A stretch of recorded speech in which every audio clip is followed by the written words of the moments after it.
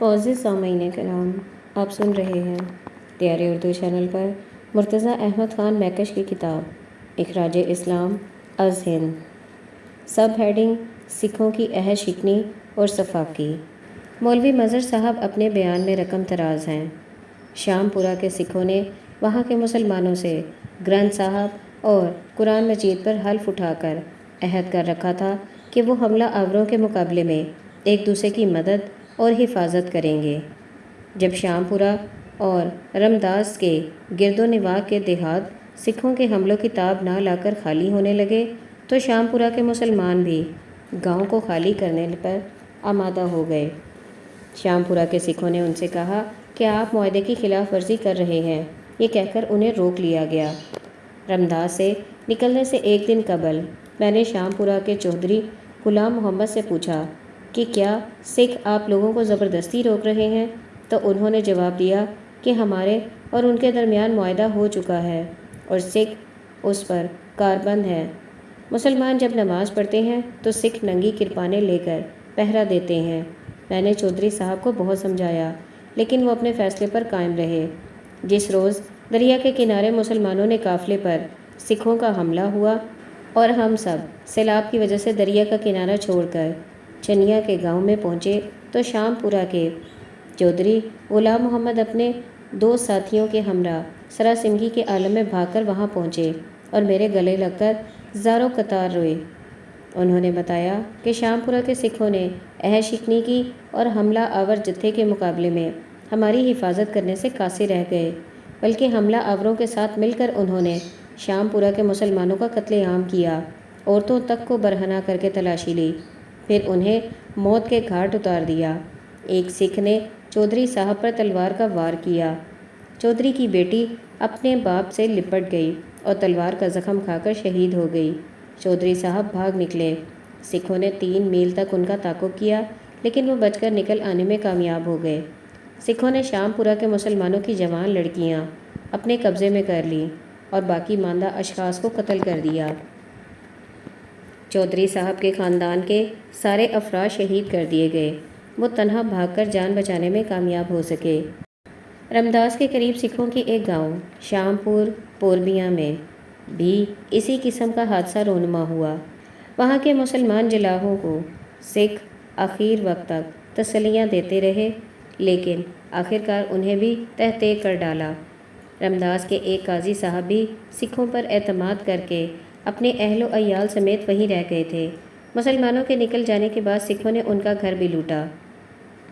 سردار اتم سنگھ انہیں اہل و عیال سمیت اپنے گھر لے گیا اور 2000 روپے لے کر ان کے لیے ایک لاری کا بندوبست کر دیا۔ جب قاضی صاحب کی لاری ڈیرہ بابا نانک پہنچی تو سکھوں نے ان کے خاندان کی بڑی بے عزتی کی۔ 2 نوجوان لڑکیاں چھین لیں۔ باقی خاندان بڑی مشکل سے ڈیرہ کا پل عبور کر کے پاکستان کی حدود میں داخل ہو سکا۔ سب ہیڈنگ چند عبرت انگیز مناظر۔ مولوی مظہر الدین صاحب رمداسی لکھتے ہیں، اس سفر ہجرت کی حشر سامانیہ میں نے چند ہوش شبہ واقعات ایسے بھی دیکھے جن کا اثر میرے دل و دماغ پر سے عمر بھر زائل نہ ہوگا۔ حملے کے روز جب کنارے دریا پر جمع ہونے والے مسلمان نفسا نفسی کے عالم میں اپنے آپ کو دریا کی موجوں کے حوالے کر رہے تھے، میں نے اپنے محلے کی ایک 80 سالہ بڑھیا زینب کو دیکھا کہ موجوں کی لپیٹ میں آ کر ڈوب رہی ہے۔ بڑھیا نے مجھے دیکھ کر آواز دی، بیٹا مجھے پکڑو۔ میں نے بکوشش اسے پکڑا لیکن زیادہ وقت تک ضعیفہ کو لے کر تیر نہ سکا۔ میں نے ایک بیل کی دم اسے پکڑوا دی لیکن ایک جوان مسلمان نے جو اس بیل پر سوار تھا لات مار کر ضعیفہ کے ہاتھ سے دم چھڑوا دی اور وہ مائی میرے دیکھتے ہی دیکھتے پانی میں ڈوب گئی۔ جب ہم پہلی بار چنیا کے گاؤں میں جا کر مقیم ہوئے تھے تو تلونڈی ارائیاں کا ایک بھاری قافلہ وہاں پہنچا۔ ان میں سے ایک نوجوان روتا ہوا فریاد کر رہا تھا کہ میں اپنی ضعیف اور لنگڑی ماں کو اٹھا کر چند میل لایا تھا لیکن تھک ہار کر اسے رمداس کے قریب ریلوے لائن پر چھوڑنے پر مجبور ہو گیا۔ میں اس سے یہ کہہ کر آیا ہوں کہ بچوں کو دریا پر چھوڑ کر تجھے لے جاؤں گا۔ اب مجھ میں چلنے کی سکت نہیں رہی۔ میرے پاس 2000 روپے ہیں اگر کوئی شخص میری ماں کو اٹھا لائے تو میں یہ 2000 روپے اس کی نظر کر دوں گا۔ جب کوئی شخص بھی جان کے خوف سے اس طرف جانے پر آمادہ نہ ہوا تو وہ نوجوان چیخیں مار مار کر رونے لگا۔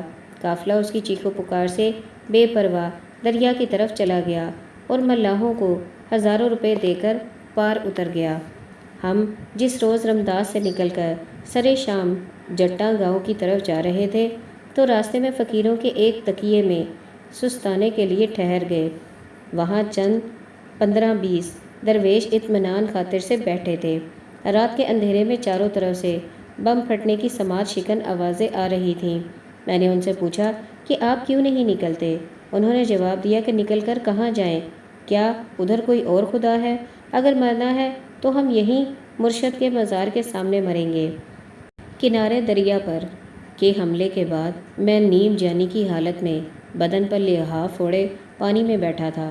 قریب سے ایک معصوم بچی کے چیخنے اور چلانے کی آواز آنے لگی۔ یہ لڑکی اپنے باپ کو پکار رہی تھی۔ دریافت کرنے پر ایک عورت نے بتایا کہ اس کی ماں شہید ہو گئی ہے اور باپ دریا میں ڈوب گیا ہے۔ اس بچی کی عمر 5 سال کی ہے۔ اس کی گود میں اس کی ایک ننھی بہن بھی ہے جس کی عمر 3 دن سے زیادہ نہیں۔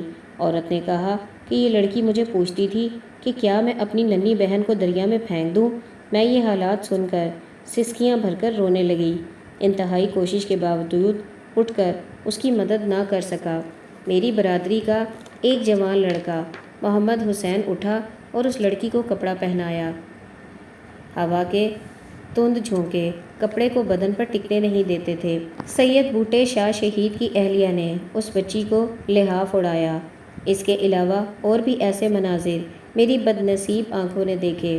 والدین کی شہادت کے بعد شیر خوار اور کمسن بچے سیلاب میں پڑے بلک رہے تھے، مگر کوئی ان کا پرسان حال نہ تھا، کیونکہ سب کے لیے اس محشرستان میں اپنے اپنے بچوں کا سنبھالنا امر محال ہو رہا تھا۔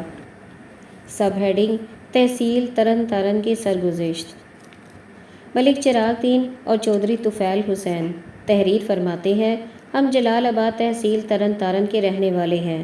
ہمارے علاقے میں جولائی کے نصف آخر ہی میں مسلمانوں کے اکا دکا قتل کی وارداتیں شروع ہو گئی تھیں، جن کا مقصد مسلمانوں کو دہشت زدہ کرنے کے سوا اور کچھ نہ تھا۔ نہنگ سکھ دور افتادہ راستوں میں اکیلے دکیلے مسلمانوں کو مار ڈالتے تھے۔ سکھوں نے بعض مقامات پر فقیروں کے تکیوں پر، جو بالعموم آبادی سے دور ہوتے ہیں، شب خون مار کر فقیروں اور مسافروں کو بھی قتل کیا۔ سکھ لیڈر اس قسم کے واقعات کی حوصلہ افزائی کرتے تھے اور قاتلوں کو انعام دیتے تھے۔ پنتھک پارٹی کا جتھا اور ادھم سنگھ ناگوکے ان دنوں کار میں بیٹھ کر دیہات کا چکر لگایا کرتا تھا اور گردواروں میں جا کر سکھوں کو خفیہ ہدایات دیا کرتا تھا۔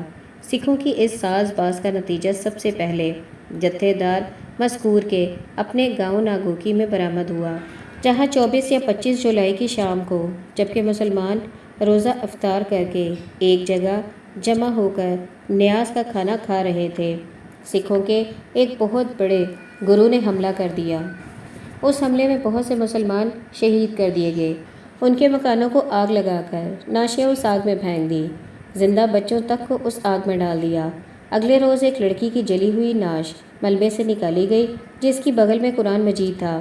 ناگوکی کے کچھ مسلمان گھوڑوں پر سوار ہو کر جلال آباد اور تھانہ وردوال میں پہنچے۔ جلال آباد سے مسلمانوں کی ایک جمعیت فی الفور اپنے بھائیوں کی امداد کے لیے روانہ ہوئی اور تھانہ وردوال سے پولیس چل پڑی۔ ان کے پہنچ جانے کی بدولت سکھ بھاگ نکلے اور ناگوکی کے باقی ماندہ مسلمان قتل ہونے سے بچ گئے اور اگلے روز صبح کے وقت ناگوکی سے ہجرت کر کے جلال آباد اور وردوال میں پناہ گیر ہوئے۔ اس واقعے کے بعد سکھوں نے مسلمانوں کا دھوکہ دینے کے لیے امن کمیٹیاں بنانے پر زور دیا اور کہا کہ اس آگ کو پھیلنے سے روکنا چاہیے۔ ان کی نیت خراب تھی۔ چند روز بعد موزہ لدڑ کا لیفٹیننٹ سوداگر سنگھ بی اے مسلمانوں کے گاؤں بھلائی پور میں صلح و امن کی بات چیت کرنے کے بہانے سے آیا۔ وہاں جلال آباد کے چند سرکردہ مسلمان بھی بلائے گئے تھے۔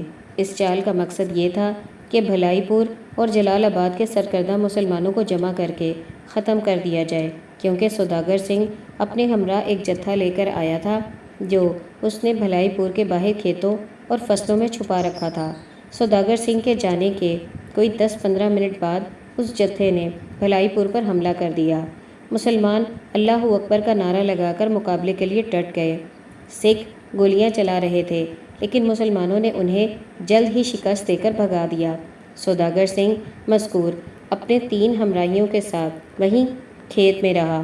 اب بھلائی پور کے لوگ خوفزدہ ہو کر گاؤں سے نکلنے لگے، لیکن جلال آباد کے مسلمانوں نے انہیں تسلی دی اور کہا کہ جلال آباد سے 200 مسلمان باری باری تمہارے گاؤں میں آ کر تمہاری حفاظت کیا کریں گے۔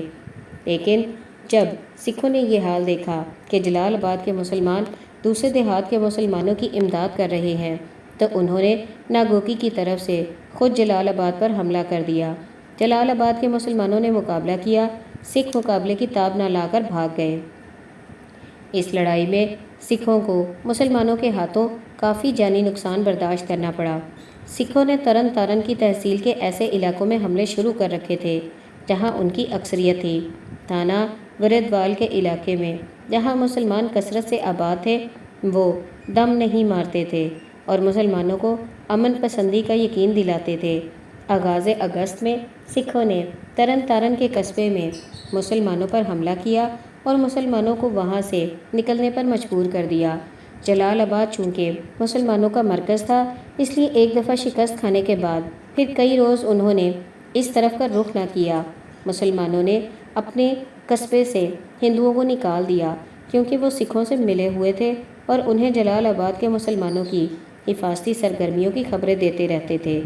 انہی دنوں میں خاص پور اور وردوال میں ملٹری کے کیمپ کھل گئے۔ وہاں جو فوجی آئے وہ سب کے سب ہندو اور گورکھے تھے۔ 1-2 سکھ افسر اسی علاقے کے ایک گاؤں کھڈور صاحب کے بھی تھے جن کا جتھے دار ادھم سنگھ سے بہت یارانہ تھا۔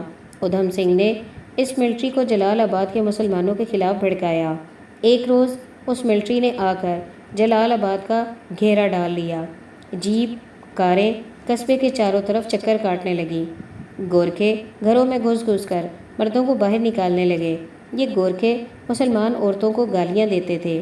انہوں نے تمام مردوں کو جن میں بچے اور بوڑھے بھی شامل تھے ایک مقام پر جمع کیا اور سب کو کان پکڑنے اور سر نیچا اور پیٹھ اونچی رکھنے کا حکم دیا۔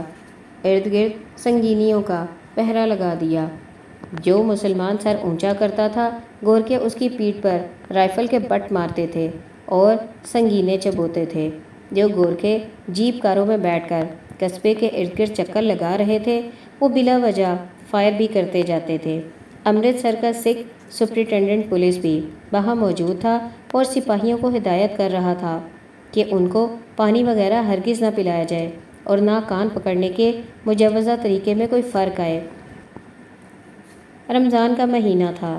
اکثر مسلمان روزے سے تھے۔ افطار کے وقت جب مسلمانوں نے روزہ کھولنے کے لیے پانی مانگا تو انہیں سنگینوں کے کچوکے دیے گئے۔ کئی آدمیوں کی پسلیاں ٹوٹ گئیں۔